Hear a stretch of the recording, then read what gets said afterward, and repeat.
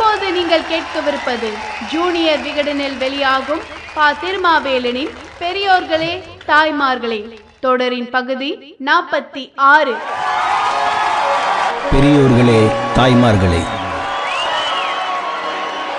திராவிடர் கழகம் தனது கால்கோள் விழாவை கண்ட இடம் சேலம்.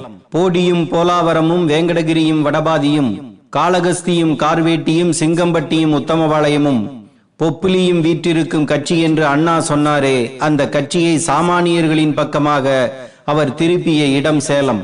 சுயமரியாதை இயக்கம், தென்னிந்திய நல உரிமை சங்கம், ஜஸ்டிஸ் கட்சி, நீதி கட்சி, பிராமணர் அல்லாதார் இயக்கம் என்று ஆளுக்கு ஒரு பெயர் சொல்லிக் கொண்டிருந்த நேரத்தில் திராவிடர் என்ற அடையாளம் சூட்டி திராவிடர் கழகம் என்ற குடையின் கீழ் அனைவரையும் கொண்டு வந்து சேர்க்க அண்ணாவின் தீர்மானமே 1944 ஆண்டு அடித்தளமிட்டது.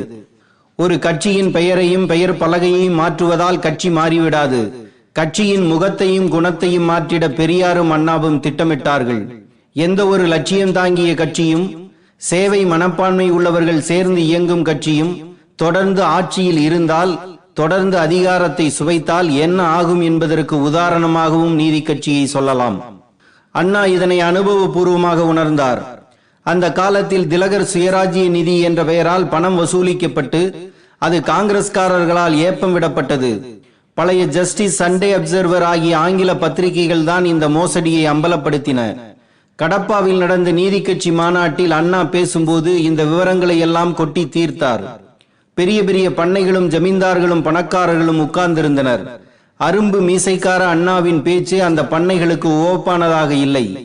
1 மணி நேரம் பேசினார் அண்ணா. அதன் பிறகு உணவு இடைவேளை. அப்போது அண்ணாவை அழைத்த ஒரு தலைவர், அண்ணாதுரை, நீ நன்றாக பேசினாய், உன் ஆங்கில நடை அழகை பாராட்டுகிறேன். ஆனால் நீ பேசிய அண்ட புழுகை எப்படி ஏற்றுக்கொள்ள முடியும்? எதற்காக இப்படி பேசினாய் என்று கேட்டிருக்கிறார். இதை கேட்டதும் அண்ணா அதிர்ச்சி அடைந்து விட்டார்.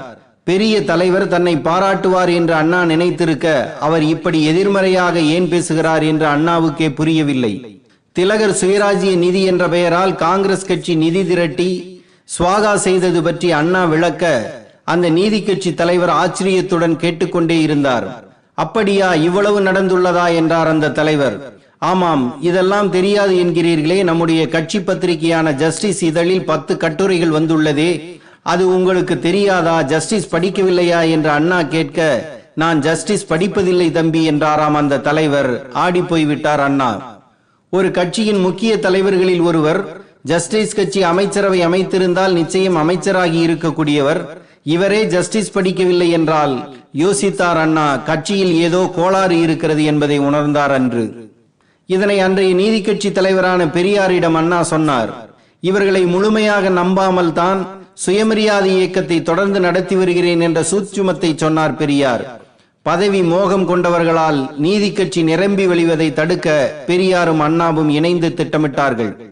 வகுப்பு வாரி பிரதிநிதித்துவத்தை நோக்கமாக கொண்டு ஆரம்பிக்கப்பட்ட அந்த இயக்கத்தில் அந்த கொள்கைக்கு விரோதமாகவே சிலர் கருத்து சொன்னார்கள். கட்சியின் பெயரை பனகல் அரசர் மாற்ற திட்டமிட்ட போது, மந்திரி பதவிக்காக கட்சியின் பெயரை இவர்கள் மாற்றினால் அந்த கட்சி ஒளிந்து போகட்டும், பிள்ளை வரம் கேட்டு போய் யாராவது புருஷனை பலி கொடுப்பார்களா என்று கேட்டார் பெரியார். சுயமரியாதை, தீண்டாமை ஒழிப்பு, மதுவிலக்கு போன்றவை நீதி கட்சியின் லட்சியமாக வேண்டும் என்று அவர் கேட்டுக்கொண்டார். கதரையும் நீதி கட்சி கொள்கையாக்க வேண்டும் என்றும் கோரிக்கை வைத்தார். சுதந்திரமும் சுயமரியாதையும் ஒரே நேரத்தில் அடைய வேண்டியவை என்றார். காங்கிரஸ் கொள்கைகளை நாம் ஏன் பேச வேண்டும் என்று நீதி கட்சி தலைவர்கள் எதிர்கேள்வி கேட்டார்கள். தனது முக்கிய கொள்கையான தேர்தல் புறக்கணிப்பை நீதி கட்சி தலைவர்கள் ஏற்க வேண்டும் என்று பெரியார் நினைத்தார். தேர்தலில் நிற்பதும் ஓட்டு கேட்பதும் ஏமாற்று வேலை என்றார் அவர். நீதி கட்சியைச் சேர்ந்த டாக்டர் சுப்பராயன் கட்சி மாறி 1927 ஆண்டு சிலருடைய ஆதரவுடன் ஆட்சியை பிடித்தார். அவருக்கு நீதி கட்சி தலைவர்கள் வெளியில் இருந்து ஆதரவு தெரிவித்தார்கள். இது பெரியாருக்கு பிடிக்கவில்லை. 2-3 வருஷ காலத்துக்கு நாம் உத்தியோகம் இல்லாமல் இருந்தால் செத்து போய்விடுவோமா என்று நீதி கட்சி தலைவர்களை பார்த்து பெரியார் கேட்டார். பதவி இல்லாவிட்டால் சிலர் செத்து போய்விட தயாராக இருப்பதை இப்போதும் தான் பார்க்கிறோம். வகுப்பு வாரி பிரதிநிதித்துவத்தை நீதி கட்சி தலைவர்கள் சிலரை விமர்சித்தார்கள். பிராமணர்களை நீதி கட்சியில் சேர்த்துக் கொள்ளலாமா கூடாதா என்று அடுத்த பிரச்சனை கிளம்பியது. சமூக சீர்திருத்தத்தை விட்டு நீதி கட்சி விலகுவது பச்சையாக தெரிந்தது. ஆந்திரர் தமிழர் என்றும் ஜமீன்தார் அல்லாதார் என்றும் நாயுடு முதலியார் என்றும் கட்சிக்குள் நடந்த கோஷ்டி சண்டைகளை வடிகட்டிய முட்டாள்தனம் என்றும் பொறுப்பற்ற தன்மை என்றும் கண்டித்த பெரியார், சமுதாய சீர்திருத்தம், அரசியல் முன்னேற்றம் இரண்டையும் முக்கியமாக கருதினால் மட்டுமே கட்சி நிலைக்கும் என்றார். பெரியாரின் இந்த கண்டிப்புகள் நீதி கட்சி பிரமுகர்களால் கடுமையாக விமர்சிக்கப்பட்டன. 1934 ஆண்டு நடந்த தேர்தலில் நீதி கட்சி தோற்றுவிட்டது. இது நன்மைக்கே என்று எழுதினார் பெரியார். ஜஸ்டிஸ் கட்சியின் ஒரு தலைவரை இன்னொரு தலைவரே தோற்கடித்த கொடுமையும் நடந்தது. தேர்தல் தோல்வி தனது பழைய நிலைமையை திருப்பி பார்க்க வைத்தது. நீதி கட்சியின் சில தலைவர்கள் பெரியாரின் வேலை திட்டத்தை ஏற்றார்கள், சிலர் எதிர்த்தார்கள். இதன் தொடர்ச்சியாக நீதி கட்சியின் தலைவராக 1938 ஆண்டு பெரியார் தேர்வு செய்யப்பட்டார். ஆனாலும் அவரை முழுமையாக செயல்பட விடவில்லை. கட்சியை விட்டு போகாமல், கொள்கை பூர்வமாக செயல்படவும் விடாமல் தடுப்பவர்களுக்கு காஞ்சிபுரத்தில் இருந்து அண்ணா ஒரு கஷாயம் தயாரித்து வந்தார். அதுதான் இறுதியில் சரியாக வேலை செய்தது. பிரிட்டிஷார் கொடுத்த பட்டம் பதவிகளை அனைவரும் விட வேண்டும், புதிய பட்டங்களை பெறக்கூடாது, புதிய பதவிகளை பெறக்கூடாது என்பது அண்ணாவின் அஸ்திரம். அங்கே பலரும் சர் பட்டம், திவான் பகதூர் பட்டம் பெற்றவர்கள், கௌரவ பதவிகளை வகிப்பவர்கள். இதை எப்படி விடுவார்கள்? பட்டம் பதவிகளை விட வேண்டும், கட்சியின் பெயர் திராவிடர் கழகம் என மாற வேண்டும் என கட்டளையிட்டது அண்ணாதுரையின் தீர்மானம். சேலம் விக்டோரியா மார்க்கெட்டில் நடந்த அந்த மாநாட்டில் தான் சுயமரியாதை இயக்கமும் நீதி கட்சியும் இணைந்து திராவிடர் கழகம் என மாற்றப்பட்டது. அந்த மாநாட்டில் சேலம் வழக்கறிஞர் நெட்டோ மட்டும் பெரியாரை கடுமையாக விமர்சித்தார். உங்களை தலைவராக போட்டால் பலரும் ஓடிவிடுவார்கள் என்றார் நெட்டோ. சர்க்கார் தயவில் வாழ்பவர்கள் ஓடுவார்கள், பொதுமக்களுடன் கலந்திருக்க முடியாது என்று கருதுபவர்கள் ஓடுவார்கள், சிறைக்கு பயந்தவர்கள் இனி ஓடித்தான் ஆக வேண்டும்.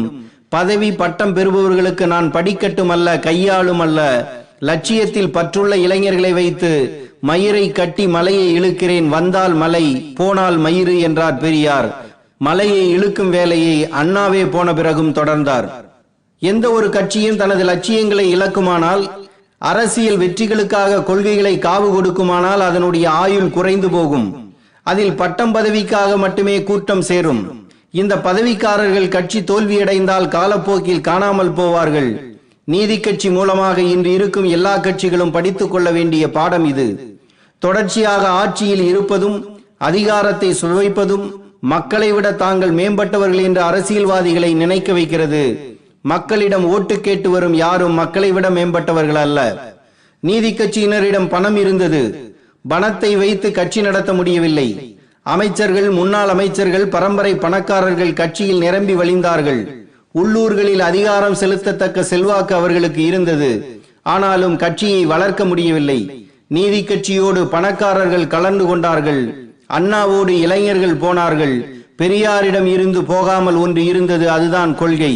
அது ஒன்றுதான் கட்சியை வளர்த்தது. அந்த கொள்கையில் பலருக்கு மாறுபாடும் வேறுபாடும் இருக்கலாம், ஆனால் அந்த தத்துவத்துக்கு அவர் முதலில் உண்மையாக இருந்தார். அதுதான் முக்கியமானது. பணம் அல்ல அவரது கட்சியை வளர்த்தது. தேசம், ஞானம், கல்வி, ஈசன் பூசை எல்லாம் காசு முன் செல்லாதடி என்று கவிஞர் உடுமலை நாராயணகவி எழுதினார். அது எல்லா சூழ்நிலைகளிலும் செல்லுபடியாவது இல்லை. மக்கள் மனதில் வெறுப்பு மேலோங்கும் போது எவ்வளவு பணத்தையும் தூக்கி வீசி விடுவார்கள், வீசியும் இருக்கிறார்கள். ஆசை கொண்ட மனதில் 500 ரூபாய் பெரிதாகத்தான் தெரியும், ஆனால் கோபம் கொண்ட மனதில் 5000 ரூபாயும் துரும்பாக போய்விடும் என்பதை அரசியல் தலைவர்கள், ஆட்சியாளர்கள் உணர வேண்டும். பணம் 10 செய்யும் என்பது பழமொழி. 10 மட்டுமல்ல 11 செய்யும், அதுதான் அழிவு. பணம் பாதாள